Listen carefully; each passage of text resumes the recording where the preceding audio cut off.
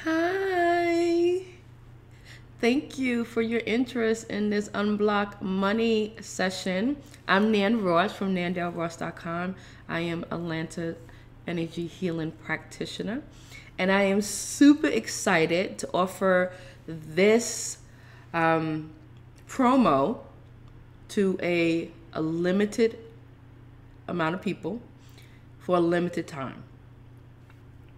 I am going to introduce what are some of the energy healing modalities that I have used to be able to remove my money and abundance blockage.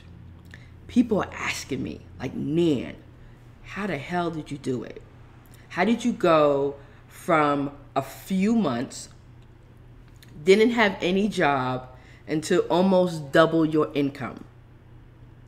So, and this is one thing that I've learned when it comes to money, just like any relationship, is going to be your greatest teacher. Hear me out. It holds our beliefs. It holds our deepest lessons, our story from the past, and even the desires and the hope for the future. It could be our fear. It could be our freedom. Now, freedom, because when you think of money, and people's like, I want freedom, I want to be financially free. So freedom is not about just having more money, right? It's about the healing powers that you have to understand the story behind the relationship you have with money.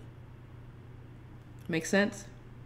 Okay, well, let me clarify this. In 2015, I was actually living in Florida. Hated it. I was in Fort Lauderdale. I did not like it at all. My marriage was on the rocks. Even though I had a pretty decent job, the cost of living was high.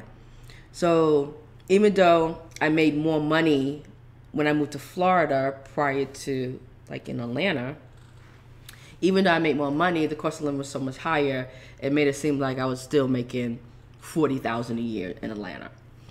And that really troubled me.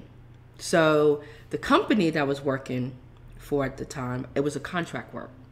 And I was with them for almost a year.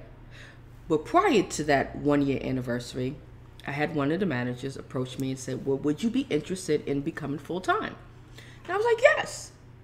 So he said, okay, I will let you know when we can start all the little paperwork. Well, 2 months went by, 3 months went by, 4 months went by, nothing. So I go up to him and I was like, hey, are you, like, still interested in hiring me full-time? He was like, yes, but come to find out there is a hiring freeze. So I went to go verify. And it's true. It was a hiring freeze. So I still, I was at that point where it's like, I got to be able to do something. My marriage was on the rock, and it was getting really, really heavy. Really heavy. So I said to myself, I got to go before Broward County Police Department come knocking on my door. So what I did is I used the technique, of course, the technique I will be showing you and sharing with you during this free Unblock Money Session. So I started practicing those tips. Now here's what's amazing, right? This can't be a coincidence. So I wanted to move back to Atlanta. So I said to myself, I want to move back to Atlanta, but I don't want to move to Atlanta, don't have any money, go live with my parents to go look for a job. I want to have a job before I move to Atlanta. And I wanted to make at least $100,000 a year. Now I know that was probably a stretch because I was making like half of that. But I was like, no, I need to make more money because I want to improve my lifestyles. I want to be able to pay off some of this debt that I have. And I had some other bills I had to take care of. So I would say to myself, that was the ideal income for me. So practicing some of these tips. And one day I was driving, and of course I had my little visualization of me actually living in Atlanta. I get this email, and in the email was someone that I used to work with years ago. It was an old colleague. And when he emailed me through LinkedIn, that's how he found me. He found me through LinkedIn. And he said, "Hey, Nan, I got an opportunity for you. Want to know if I could run it by you." So I said, I said, okay, cool. I'm thinking maybe he needs a website design. So I was like, I could probably get some money off of that and be able to find some way of, bouncing. So I go and I call him when he mentioned the ideal person that will be a perfect fit for this position. He thought of me. Because we used to work together years ago at this copying company. So I used to manage the computer services. So my background was in design and also in web. And since the company's ultimate goal is to transition from digital print to web, he thought I was a great fit. So I said, okay. So he was like, "But I realized that you're in Florida." And I was like, no. I'm interested in learning a little bit more about this position. So we talked, and I mentioned about the salary. So he was asking me, well, how much you get paid? Because I think I could probably do better. And I was just like, okay. So I told him how much I get paid. He said, yeah, I could do way better. I said, okay. God. So I said, okay. So I had my first, this was in November of 2015. So I think I had 2 interviews. Well, anyway, to make a long story short, December rolls around. I haven't heard anything from him. And I knew my lease was up on my apartment in that February of 2016. So I said, okay, it's getting closer to the end of the lease, but I need to go. Well, apparently my marriage situation got worse. I had to go. So I packed my bags and I got in a car and I took my clothes and my laptop, all my electronic devices that I needed, got in the car and bounced. Okay? Didn't know if I still had the job or anything. Just, I had to go. So I drove to Atlanta and I, went to my parents' house. I have to stay with you until this job starts. They didn't know if there was a start date or not. I just had to say something. So I get there and December rolls around, January rolls around, no answer. And I was like, you know what? I can't wait. So I got to find other options. Let me start, find some headhunters because I don't want to be looking for a job. It's too much work. Okay? So come to find out, when this headhunter had actually referred me to another company, the salary was good, but it wasn't as good as the one that I originally came here for. And when that was about to fall through, that's when he called me. And he said, one more interview. And I was like, damn, this is like the 5th interview. Like, I never had that many interviews. But I was like, okay, I got this. So to make a long story short, I got the job. Almost. Not quite, but really close of doubling my income in 4 months. That's no coincidence.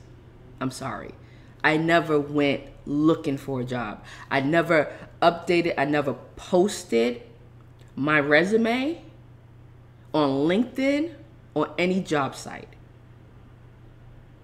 I just had an intention. I realized what the money blockage that I had at the time that was holding me back from thinking and feeling that I deserve a career or deserve a job that paid me well. I didn't grind for 25 years for nothing. But here's the thing.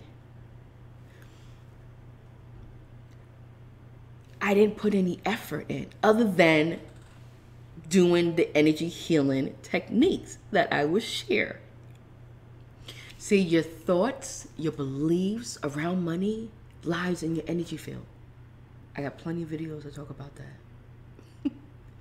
Money is energy. That's all it is. It is the effect of your energy field. We talked about the law of attraction, but we also talked about the law of vibration. It makes up, whatever in your energy field is going to make up, it makes up your thoughts, your ideas, your emotions, and judgment. And these frequencies, thoughts, emotions, judgments, makes up you. That's who you are. Not really truly who you are, but that's makes up who you are as a person. And the decision that you make around money. So therefore, money blockage is going to sabotage all your efforts to attract and keep money. So no matter how hard you've been working, how determined you are, how long you've been grinding, doesn't matter how many successful traits that's within you, nothing happens. I know. I've been there. Until I had to learn that I didn't have a really good relationship with money. And one of the reasons why I didn't have a really good relationship with money is, yes, it went back towards way back to my childhood. Now, I was not raised in poverty. We was considered middle class. But there was times when I remember eating government cheese. You know, I remember when, my parents couldn't buy us, Nikes and Adidas or Reeboks. We had to get Top Guns sneakers. And that was right after the movie. And oh my God, they just tore me apart in school. So I know. So as I got older, I had that in my subconscious mind, blocked. Even though, I was a career woman, even though I was starting online businesses, deep down inside of me, it's not enough. I don't have enough. I don't have enough money. And also being conditioned in religion that, money was the root to all evil. Rich people, you can't trust them. A rich man can't make it to heaven. He can't consider to be righteous. But that's all lies. Just like for anything, there's about balance. That's because you got money and you rich. Doesn't mean you greedy, because you got to think about it. Most of the rich people, they donate a lot of money. They give a lot of money. And that's the difference between the mindset of someone who is rich versus someone who is poor. Rich people look at money as it's nothing but energy. Where poor people look at money, let me just say poor, even middle class, even when you're struggling, when you're in survival mode, everyone other than the rich, okay? Because that's way big of a population. So, people who are not rich have this mindset that you gotta grind, you gotta work hard, you gotta put in the hours, you gotta get the education. You got to know someone in order for you to get the money. And that is not true. That is not true. Because when it comes to education, and this is not to anyone, I ain't say nothing against as far as college, but the most wealthy people are college dropout. So it's not so much of an intellectual thing when it comes to money. It's just about the relationship you have with money. Do you love money? Do you hate money? Are you afraid of money? Or you embrace money?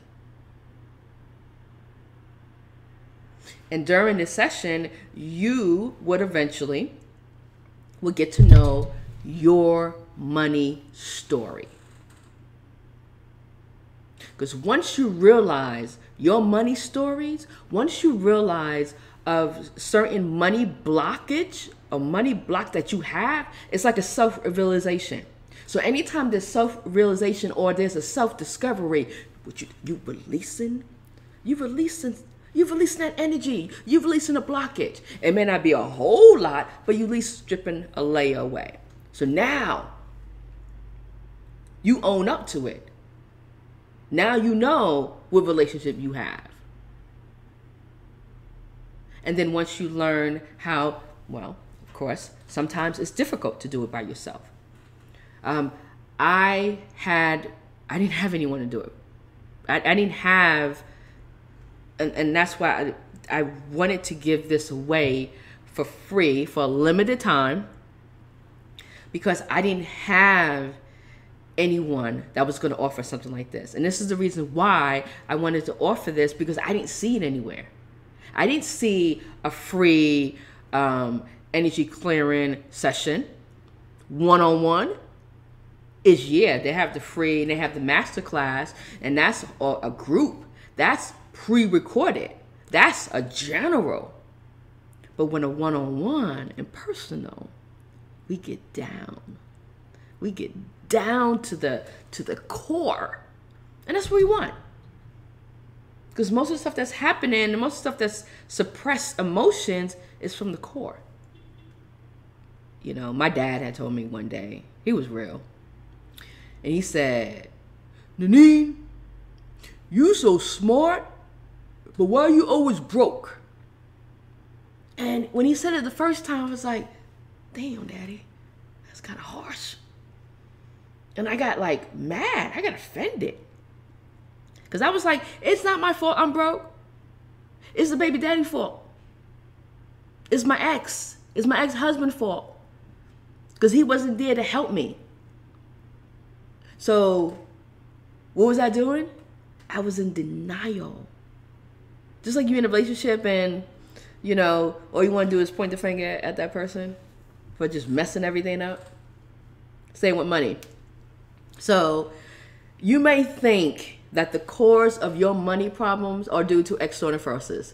So you think it is someone else. You saying the government, they taking your taxes away. They ain't giving you a refund, or they pay too much, that they taking too much taxes out of your check. Or it could be just bad luck. But there's more to that. It's more to what's on the surface. It's what's underneath the surface. That's that subconscious mind.